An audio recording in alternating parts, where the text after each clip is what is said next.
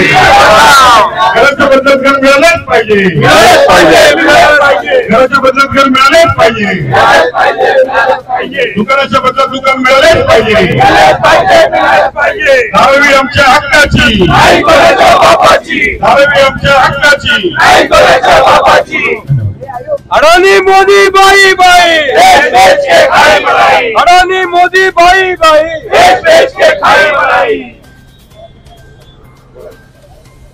धारावी आंदोलन हे आपल्या सगळ्यांना आपल्या इथे काय, मुंबईत काय, महाराष्ट्रात काय, देशामध्ये सगळ्यांना परिचित आहे.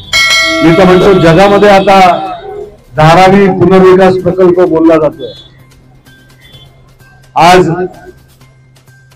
इथे धारावी बचाव आंदोलन कृती समितीचे सर्व सदस्य इथे आलेले आहेत. राजू बोर्डे असतील, आमचे बाबूराव माने असतील, गजकोष असतील, सीपीआयचे, सीपीएमचे, सर्व समाजवादी पार्टीपासून सगळ्या पक्षांचे पदाधिकारी कार्यकर्ते इथे जमलेले आहेत.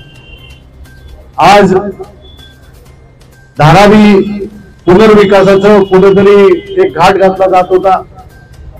त्याचं भूमिपूजनाचा कार्यक्रम इथे माटुंगा रेल्वे लेबर कॅम्पच्या याच्यामध्ये त्यांचं करावं, आरपीएफ ग्राउंडवर करायचा विचार त्यांनी केलेला होता. म्हणजे धारावीकरांना एवढी ज्वलंत मागणी असताना सुद्धा की इथे लोकांना बघायचंच नाहीत. या लोक म्हणजे इकडचे किड्या मुंग्या वाटतायत का? या सरकारला त्याचं भान, त्यांचं डोकं कुठेतरी ठिकाणावर आलं पाहिजे. तुम्ही वृत्तपत्रात, तुम्ही न्यूज चॅनल मधनं काय काय बातम्या देता की धारावीचा आम्ही इथे काया पालट करणार, सर्व लोकांना जे झोपडीमध्ये राहतात त्यांना पक्की घरं देणार, पंतप्रधान येऊन सगळ्यांना पक्की घरं मिळतील, 4 करोड घर बनाए, अभी और 3 करोड बना रहे. मुंबईत नाही, महाराष्ट्रात नाही, दिल्ली मुंबईच्या आपल्या देशामध्ये नाही, पण जगामध्ये बाहेर जाऊन बोलतात. चांगलंय, घ्या, लोक वाट बघतायत.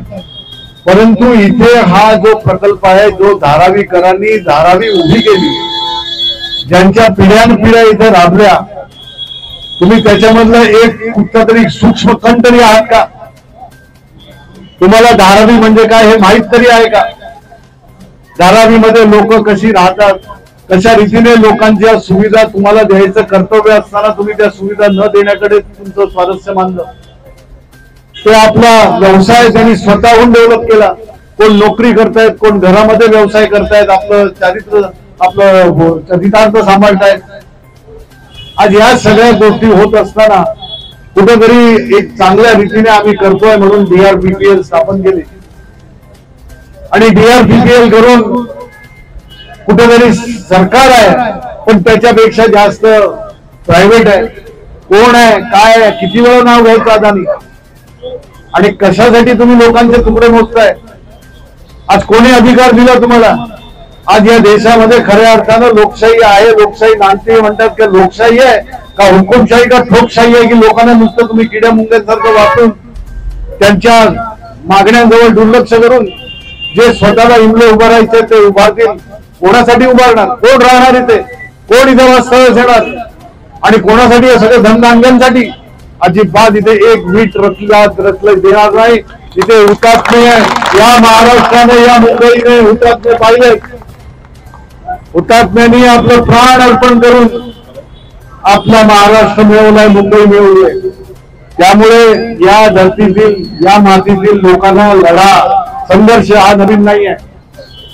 आज तुम्ही म्हणाला होता आम्ही सर्वे करतो, आता तटकेंनी सांगितलं की कशा प्रकारचा सर्वे होतोय. ठराविक याच्यावर तुम्ही नंबर टाकतायत, शौचालयावर टाकतायत, स्नानगृहांवर टाकतायत. तुम्ही त्यांनी मजला, 1 मजला आहे, 2 मजला आहे, त्याच्यावर कुठेतरी टाकतायत आणि त्या कुठेतरी पात्र अपात्र हे करण्याचं धोरण अजून तुम्ही सोडलेलंच नाहीये. तुम्हाला सगळ्यात पहिली मागणी ही होती की धारावीमध्ये पुनर्विकास करताय, पुनर्विकास हवाय. पुनर्विकास हा धारावीकरांना आम्ही स्वागत करतो. सर्व पक्ष कुठलाही भेदभाव न ठेवता या निर्णयाचं स्वागत करतात. तुम्ही धारावीकरांना, जिथे धारावीकर आहे तिथेच त्यांना राहतं घर, त्यांचा जो व्यवसाय असेल त्या व्यवसायाला जागा, त्यांचं दुकान असेल तर तिथे दुकान, या सगळ्या गोष्टी पुरवण्याची जबाबदारी आपली होती. किती जागा आहे? 550-600 एकर मध्ये. आणि तुम्ही आज काय करताय? तिथे कुर्ला डेअरीमध्ये, कुर्ला मदर डेअरीच्या लोकांना तिथे तुम्ही नोटीस देऊन बाहेर काढताय रस्त्यावर. आज गणपतीच्या या चांगल्या दिवसांमध्ये तुम्ही अशा प्रकारचं पाप करताय. कुठे जाऊन फेडाल? आज तुम्ही वाटेल तशा मुलुंड म्हणा, भांडूप म्हणा, दहिसर म्हणा, सगळीकडे मिठागराची जमीन घेताय. आणि तुमच्या मनामध्ये जे चाललेलं आहे ते सर्वसाधारण लोकांना कळत नाही. याच्या भ्रमामध्ये राहू नका. लोकांना भले भांती माहिती आहे की तुमचे इरादे काय, पण इकडचा धारावीचा एकही माणूस त्याला त्याचा हक्क मिळाल्याशिवाय इथे कुठून जाणार नाही. तो इथेच राहील. आणि जोपर्यंत हे होत नाही तोपर्यंत आम्ही इथे राहू. हा लढा असाच सुरू राहील. आज प्रशासनातर्फे कळवण्यात आलं, अगोदर तुम्हीच बातमी दिली, स्वतःच बातमी देऊन मोकळे झाले की ground breaking ceremony is going to take place at कुठे आरपीएफ ग्राउंड. गणपतीच्या दिवसांमध्ये, सणासुदीच्या दिवसांमध्ये चांगला मुहूर्त साधून विघ्नहर्ता इथे बसलेला आहे. तो विघ्न कर्त्याला कधीही थारा देणार नाही. आणि त्यांनीच त्या श्रींची इच्छा की आज तुम्हाला ते मागे घ्यावं लागलं. प्रशासनाने सांगितलं, कुठली परीक्षा घेताय, का परीक्षा घेताय अशा प्रकारची. शिवसेना पक्षप्रमुख आदरणीय उद्धवजींनी इथे मोर्चा काढला या धारावीसाठी. इथे मीटिंग घेतल्या. तुमचा स्वतःचा स्वार्थ साधण्यासाठी नाही की पक्षाला काहीतरी आणि काहीतरी जास्त हे मिळेल याच्यासाठी, बिलकुल नाही. कारण समाजकारण, सामाजिक बांधिलकी, लोकांसाठी केलेलं निष्प्रभ काम हेच शिवसेना उद्धव बाळासाहेब ठाकरे पक्षाचं वैशिष्ट्य आहे. याबरोबर सगळे पक्ष बरोबर आहेत. कोणीही कुठलाही किंतु परंतु न करता सगळे सामील झालेले आहेत आणि सामील राहणारच आहेत. प्रशासनाला या माध्यमातून कळवू इच्छितो की तुम्ही अशा प्रकारच्या दबावाला तुम्ही बळी पडू नका. पोलिसांनाही विनंती करतो की अशा प्रकारच्या दबावाला तुम्ही बळी न पडता तुमचं कर्तव्य जरूर करा. तुमचा आधार इथं मिळाला पाहिजे. तुमची सुद्धा कुटुंब आहेत. तुमच्या कुटुंबासाठी आदित्य साहेब, उद्धव साहेब हे जागतायत. आज पोलिसांसाठी घरं मिळणं याचा जर पाया कोणी रचला असेल तर तो आदित्य साहेबांनी, उद्धव साहेबांनी केलाय. शिवसेना प्रमुख आदरणीय हिंदुत्व सम्राट बाळासाहेब ठाकरे यांनी पहिल्यांदा या महाराष्ट्रामध्ये, मुंबईमध्ये किंबहुना देशामध्ये आज जे SRA म्हणून गाजवत आहेत तो शिवशाही प्रकल्प पहिला आणलेले विचार करणारे बाळासाहेब होते. त्यामुळे आम्ही सर्व शिवसैनिक म्हणा, कार्यकर्ते म्हणा, याच गोष्टीशी झुंजलेलो आहोत. आम्ही धारावीकरांची साथ दिलेली आहे. ही साथ आजन्म राहील. धारावीकरांचा हक्क मिळवल्याशिवाय कोणीही इथे स्वस्थ वाटणार नाही. आणि एक प्रशासनाने लक्षात घ्यावं, जर कुठेतरी अशा प्रकारचं हे करून जर डाव साधण्याचा प्रयत्न केला तर तुम्हाला इशारा देतोय की धारावीकर संपूर्ण धारावी रस्त्यावर उतरेल. त्याच्या जोडीला संपूर्ण मुंबई येईल. अधिकार लोकांचा आहे, तो अधिकार लोकांना द्या. तुम्ही ज्या गोष्टी सांगितल्या होत्या तो तिकडचा तुमचा प्लान कुठे आहे? एकदाही प्लान या बचाव कृती समितीसमोर आलाय का? यांच्याजवळ येणार, यांच्याशी बोलवणार, यांना दाखवणार सगळ्या गोष्टी कशा रीतीने पात्र आणि अपात्र का? पात्रच फक्त एवढ्या याने हे करावं आणि चांगल्या रीतीनं या धारावीचा विकास व्हावा. या धारावीचं जे लोकेशन आहे ते BKC ला लागून आहे. आज याचं लोकेशन, आज हा महाराष्ट्र काय, मुंबई काय, देशाला गर्व असणारा भाग आहे. आज धारावीनं काही नसताना या जगाच्या पटलावर या धारावीनं नाव नेलं. आज इथल्या वस्तू, आज इथे होणारी कलाकृती, आज इकडचं सगळं प्रोडक्शन हे जगाच्या पाठीवर इंटरनॅशनल मार्केटमध्ये जात आहे.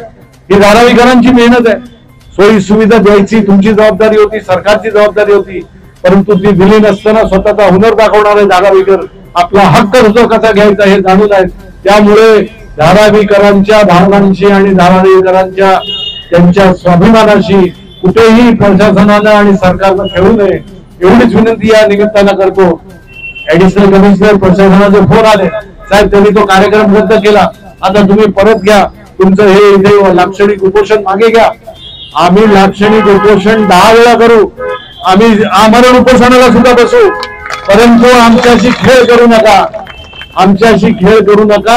या भावनेनं कुठेतरी हे बाबडे साधे धारावीकर आहेत, या मुंबईचे नागरिक आहेत, महाराष्ट्राची भूषण आहे, आणि त्यांचा हक्क त्यांना मिळालाच पाहिजे अशा प्रकारची विनंती तुम्हाला करत असताना सरकारने या गोष्टीकडे लक्ष द्यावं की त्यांचे हक्क, धारावीकरांचे हक्क इथे पात्र रूपाने त्यांना त्यांचं घर, त्यांच्या व्यवसायाची जागा, त्यांना दुकानाच्या बदल्यात दुकान, या सगळ्या गोष्टी इतर सोयी सुविधांसमोर द्याव्या आणि धारावीचा चांगला विकास करून या मुंबईचं, या धारावीचं नाव जगामध्ये न्यावं. आपल्या सगळ्यांना या निमित्तानं मी खरोखर धन्यवाद देतो.